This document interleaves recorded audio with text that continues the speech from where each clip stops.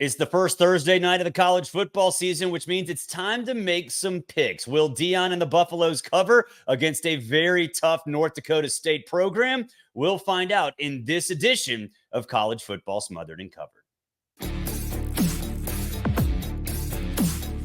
You are Locked On College Football Smothered and Covered with your host, Barrett Sally, your one-stop shop for everything college football.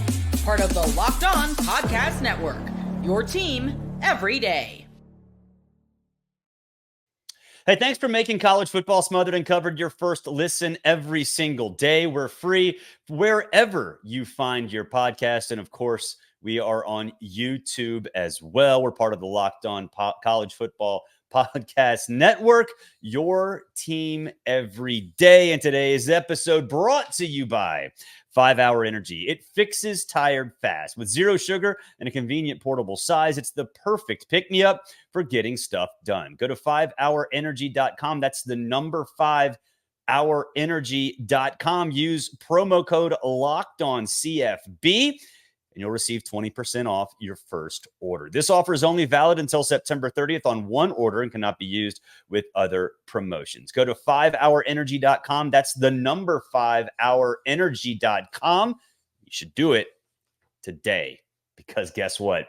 It is going to be a loaded Thursday night slate of college football, so you have to stay up. You might have to stay up till midnight, 1 in the morning on the East Coast, so 5 Hour Energy will get the job done. And you know what we're going to do? We're going to get the job done on today's episode because I'm going to give you 3 winners against the spread or over under for tonight's action.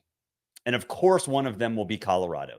We'll get to that in just a second. But there's a big game between ACC and Big Ten teams tonight. And it's one that is, I think, flying under the radar because remember last year, North Carolina was sort of the darling early. We had the whole Tez Walker thing, so everyone was focused on them before the season started. Everyone wanted to see Drake May and what he could do. And, you know, North Carolina was pretty good. Not great, but pretty good. Now we have no freaking clue what they will be. And they're going to Minnesota. And it's basically a pick 'em. You can find it 1.1.5 in favor of the Tar Heels. But I'm going to play the over-under, and it's going to be 50.5. And I'm going to go under. Now, I know unders are boring. You're rooting for defense. You're not really rooting for exciting football. But that's exactly what this game is going to be. It's going to be rather boring, not that exciting football. North Carolina still hasn't named the starting quarterback. I think it'll be Max Johnson. You might see a two-quarterback system. But if it's Max, we know what he can do from his time at LSU and at Texas A&M. But he's not going to be the centerpiece of this North Carolina offense. It's going to be Amarian Hampton. Now, this guy would have been a high draft pick last year. But North Carolina is going to want to go to Minnesota. They're going to want to limit possessions. They're going to shorten the game. And while that typically isn't how North Carolina likes to operate, in fact, it's kind of the exact opposite of how North Carolina likes to operate. In this specific situation, it's the right move. It's the smart move. And that, I think, is why odds makers think that this is going to be a tight game. So if you have a tight game, at least in terms of Vegas odds makers, you have a new quarterback on both sides. You don't have your downfield threat if you're North Carolina. And you're playing a team on the road, again, in Minnesota. What are they? They love to play old school football. That's what PJ Fleck loves to do. Row the boat, ski me out, ski ma, whatever. Have an elite day. God, he talks so damn fast. But that's what Minnesota likes to do anyway. That's their comfort zone. They're not going to get out of that comfort zone, especially in week 1. So if you look up my ACC picks and my Big Ten picks, because and that's what both of these teams are, I picked North Carolina to lose to Minnesota. So if that's the case, then Minnesota's going to dictate the game. Sal's make fights. So for me, Minnesota's going to dictate style. North Carolina's going to put up a fight. but it's not going to be the kind of fight that can get you a win on the road. Now, I could be wrong. It's going to come down to one or two plays in the fourth quarter. I think we're all talking about Colorado and North Dakota State, and rightfully so, because it's an interesting game. But this could be, I think, the most exciting finish of opening Thursday night. And I'll take the under. This might be one of those games where, like, on Twitter during the game, you're kind of joking about it. You're kind of laughing about it because you want to make snide comments on X. I mean, I'm not knocking. I do that too sometimes. It's fun. But I think it's going to be ugly. It's going to be old school. Give me Minnesota versus North Carolina under the 50.5. Next, we'll talk about Colorado. No, we're not going to talk about Colorado. We're going to save that one for last. We're only doing 3. We'll save that one for last because UCF versus New Hampshire. I don't care about New Hampshire. I am so intrigued with UCF this year. And I know what you're going to say. You're going to say UCF sort of like middle of the pack in the Big 12. Are they? Are they? I think that's a possibility. But everything for UCF screams statement game in week 1. This is where Gus Malzahn sort of shines, where he wants to go make a statement. Everybody's counting him out. Nobody's really paying attention to his program. And yet he's got a running quarterback who can make things happen in the trenches, up the middle, between the tackles. Kind of like Cam Newton. Not saying that KJ Jefferson is Cam Newton, but that's the kind of offense Gus Malzahn can incorporate. He's got a 1,000-yard back in RJ Harvey. Yeah, there's a little bit of a new look to the wide receiving core without Javon Baker. Kobe Hudson's still there. Kobe Hudson's been with Gus Malzahn for like 45 years, dating back to Gus Malzahn's time at Auburn. So I think this offense is not going to take a step back. In fact, I think this offense could be better than last year. I think this offense could be Gus Malzahn's best offense at UCF. And I think he's going to want to show it. I think he's going to want to show it because one thing about Gus, he does pay attention to what people are saying. I know a lot of coaches say, all of the coaches say they don't. There are a few that actually admit that they do, and Gus is one of them. And he's not hearing about his team all that much. Really at all. In the Big 12, you're hearing about Kansas, Kansas State, Utah, Oklahoma State, Arizona. Well, where the hell's UCF? Gus knows that. Gus absolutely knows that. He's wondering why people aren't talking about him too. So he's going to make a statement. He's going to make a statement in this game. He's going to show the world that this particular UCF team is capable of winning a wide open Big 12. So give me UCF. I will lay the 39.5 points. Now, yes, it's a big, big number. A big, big number. And generally speaking, early in the season, I do like to go underdog, grab the points. But in this one, I think Gus is in a situation where he understands that he's got to get everything fine-tuned because the Big 12 is wide open. And he wants to remind the world, hey, remember me, UCF, good coach, good team, lots of speed. So I think that's what happens there. All right, third game. North Dakota State, the line is actually moved up to like 9.5. It's 9.5, depending on where you look. I looked at FanDuel. It's 9.5.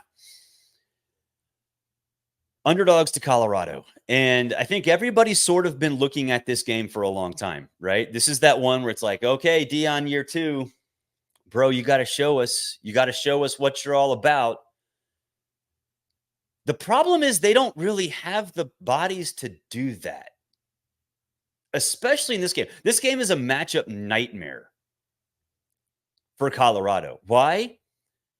Because they can't block. Now, 4 of those 5 offensive linemen from last year's squad are gone, and they couldn't be as worse as they were last year. So just by process of elimination, Colorado's offensive line is going to be better. But they're playing a North Dakota State team that, what do we know about them? What do we know about the Bison? Where are they successful? How did they become the FCS version of Alabama? In the trenches. In the trenches. Now, I know South Dakota State's kind of got up there with them too, but they win the battle in the trenches. And poor Deion Sanders, man, that kid doesn't get a lot of help, but he's supposed to have a little more help. And he's going against what should be one of the toughest challenges he faces this year as far as front sevens go. So does Deion go out there and make a statement? He's going to want to. There's no doubt that Deion's looking at this game saying, I'm going to shut y'all the hell up. I'm not buying it. I don't think they have the horses. So I'm going to take Colorado to win. I do think Colorado's going to win this game. But if I can grab North Dakota State and grab 9.5 points, I'm absolutely taking them, because I do think it's going to be a close game. So if you're saying North Dakota State has to be within a touchdown, I'm in. Now at 9.5, it's one of those tricky numbers, because a 10-point Colorado win covers and could prevent a backdoor cover for North Dakota State. So that's tricky. But I think it's a touchdown game. I think North Dakota State will have the ball late with a chance to win. I don't think it'll happen, but I do think this team, from a matchup perspective, they're going to keep this close. It's going to be a fun game. It's going to be a very fun game. We're going to take a break. When we come back, we're talking a little bit about Georgia running backs, because I think a lot of folks are looking around going, Trevor Etienne, we'll see what happens if he doesn't play. Could Georgia be in trouble? We've got some thoughts on that, some insight on what Georgia is planning at the running back position against Clemson. Talk about it next on College Football Smothered and Covered, powered by Locked On. The show brought to you by 5 Hour Energy. Like I said before, going to need some 5 Hour Energy tonight, because it's going to be a marathon, the first day of the 5 Hour Marathon that is college football opening weekend. So you know what? Go get your workout in. You might want to take some 5 Hour Energy before that. Get those juices flowing, right? Well, 5 Hour Energy, it'll get you in the zone. Like I said yesterday, driving back from Birmingham, needed one, maybe needed two, only did one. That's the smart thing to do. With zero sugar and a convenient portable size, it's the perfect pick-me-up for getting stuff done. The 5 Hour Energy website has flavors galore, like watermelon, tropical burst, grapeberry, and more. There's a flavor for everyone. You can try them all, too. On the site, you'll even have the option to build your own 12-pack or 24-pack. You choose the flavors. It's going to be delivered right to your front door. If you go to 5hourenergy.com, that's the number 5hourenergy.com. You should order some today. You can use promo code LOCKEDONCFB. That's LOCKEDONCFB, and you'll receive 20% off your first order. This offer is only valid till on one order and cannot be used with other promotions. The code is not good on subscription orders. Go to 5hourenergy.com today. That is 5hourenergy.com, the number 5 today. All right. Let's talk about Georgia. All right. Georgia and Clemson in Atlanta. I'll be there. Got a busy weekend. It's my son's birthday party, too, at our lake house. So going back and forth from the lake to the game, to the lake, to the game, to the studio, whatever. Got to do radio, got to do the podcast, all that stuff, right? But the talk of the weekend, the talk of the week going in is what's going to happen with Trevor Etienne. Now, I got arrested. Now, the charges were dropped. Reckless driving, DUI, all that stuff was dropped. But there's still some scuttlebuttling that he's not going to play. I would be shocked if he does play.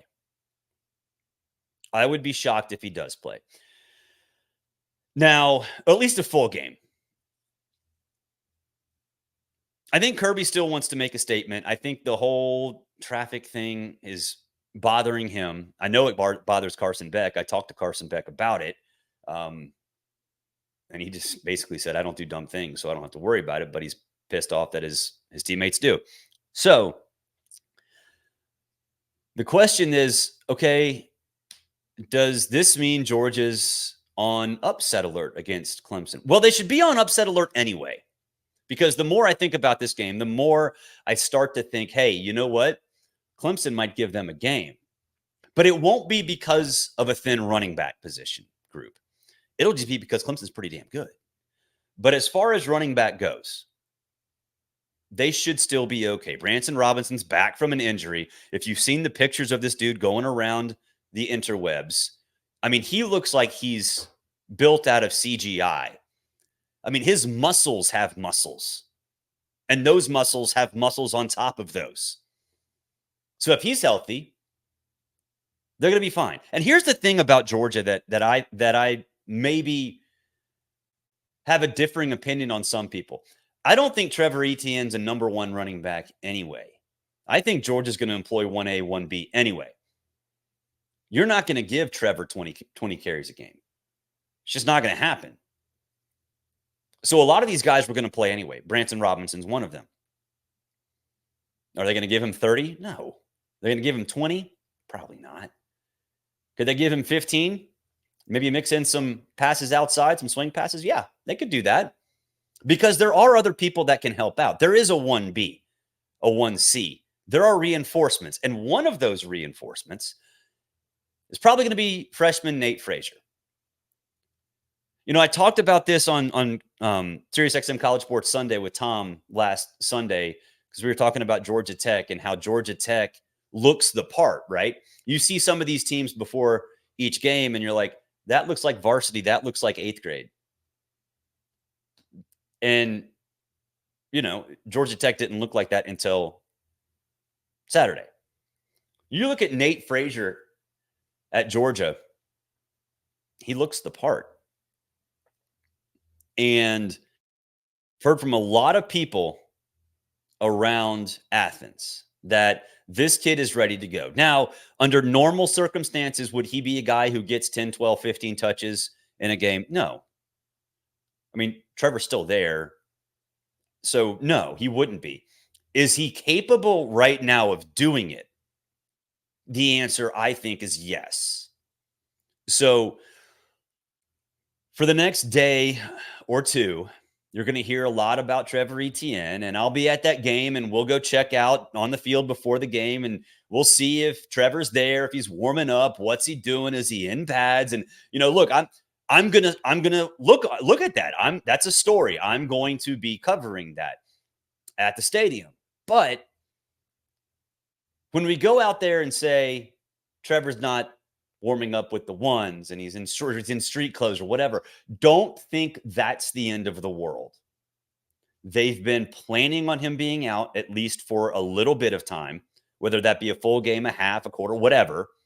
And they still have dudes. This is Georgia, for God's sakes. One player being out does not change everything. That's exactly why Kirby Smart has been so successful, is that he's built a program where if one player is out, it's still okay.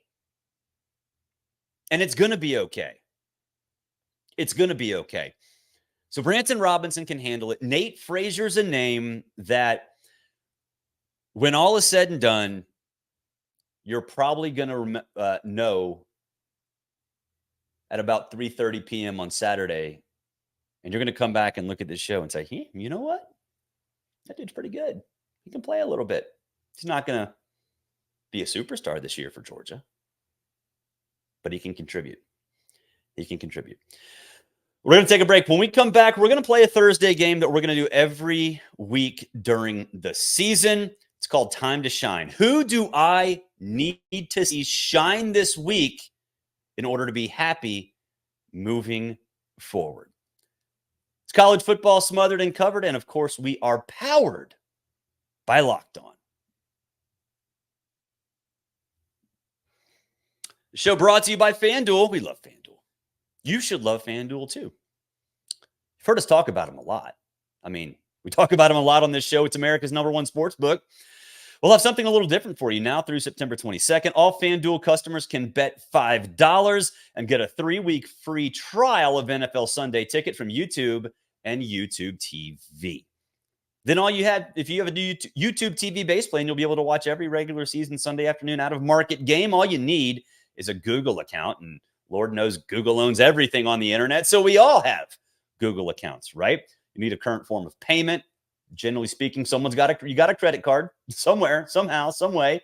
So you need one of those two, and you can cancel at any time. Just visit FanDuel.com/lockedon. That's FanDuel.com/lockedon to download America's #1 sportsbook. Show also brought to you by Factor. Fuel up with Factor's no prep, no mess meals. Meet your wellness goals thanks to a menu of chef-created meals with options like Calorie Smart, Protein Plus, and Keto.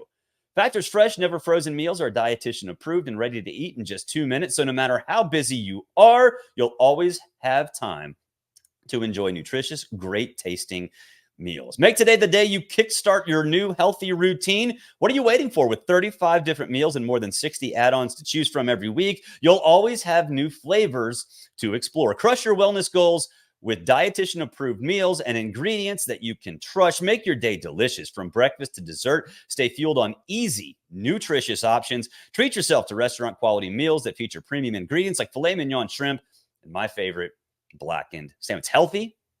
It's good for you. Love blackened salmon. Keep kitchen time for a minimum. Factor meals are ready in just 2 minutes. No shopping, prepping, cooking, or cleaning up. Enjoy effortless supply to your lifestyle. Choose from 6 menu preferences to help you manage your calories, maximize protein intake, ability meat, and a simply well-balanced meal. Head to factormeals.com/lockedoncollege50. That's factormeals.com/lockedoncollege50. Use promo code lockedoncollege50, and you'll receive 50% off your first box plus 20% off the next month. That's code LockedOnCollege50 at factormeals.com/LockedOnCollege50. You'll get 50% off your first box plus 20% off your next month while your subscription is active. All right, time to shine. It's time to shine. Here are 4 players or coaches, players/coaches that I need to see shine this weekend. Absolutely need to see these guys shine this weekend in order for me to buy in to various things. One is Riley Leonard, quarterback in Notre Dame. Been hurt, going up against his former head coach. But I think we know what his ceiling is. We know that he can be a superstar. Going on the road to Texas A&M with a defense that should be good. Notre Dame's defense should keep them in a game. Bo Collins outside. Jaden Whitehouse outside. He's got weapons. But does he have an offensive line? That's the question with Riley Leonard. That's the worst place to be when you're injured. You might be running for your life. Now, we know he can run. So here's the thing with Notre Dame. They're going to make the playoff. We've talked about this on the show before. The schedule sets up. It's cake. The whole college football playoff 12-team bracket is built for a team like Notre Dame to make it every single year. And they're pretty much going to make it every single year. But can they win it? That's the biggest question. They brought Riley Leonard in to win it, not just to make it there, to win it. But is he capable of that? We don't know. We don't know. But it's his time to shine. It's his time to show that who he is and what the hype is that's built over the course of the last 6, 7, 8 months is legit. Time to shine, D'Anton Lynn. D'Anton Lynn, defensive coordinator. You might be asking, defensive coordinator of the USC Trojans. Of course, they play LSU in Las Vegas on Sunday night.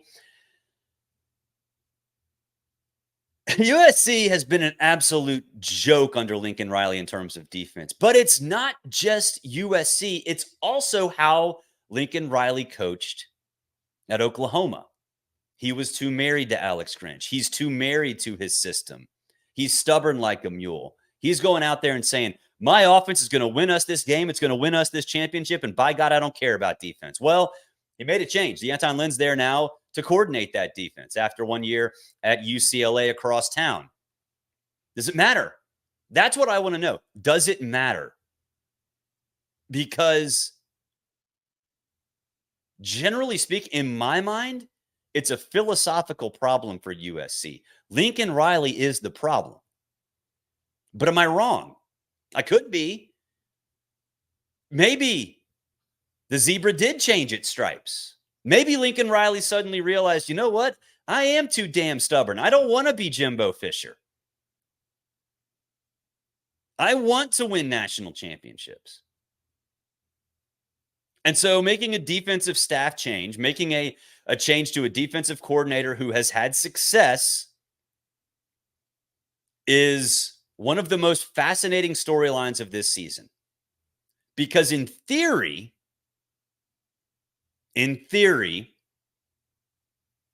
it should work. But it is a Lincoln problem. Is it a Lincoln problem? It has been in the past. So D'Anton Lynn, it's time to shine and show that your head coach, your boss, believes in you and has changed his philosophy. Next up on Time to Shine, Cade Klubnik. Cade Klubnik. I was there 2 years ago. The Georgia Tech Clemson game on Labor Day night. And they were 1 year into the DJ Uiagalelei starting experiment, and they weren't necessarily happy. And Cade was this freshman, and he came in during the second half, and the crowd exploded.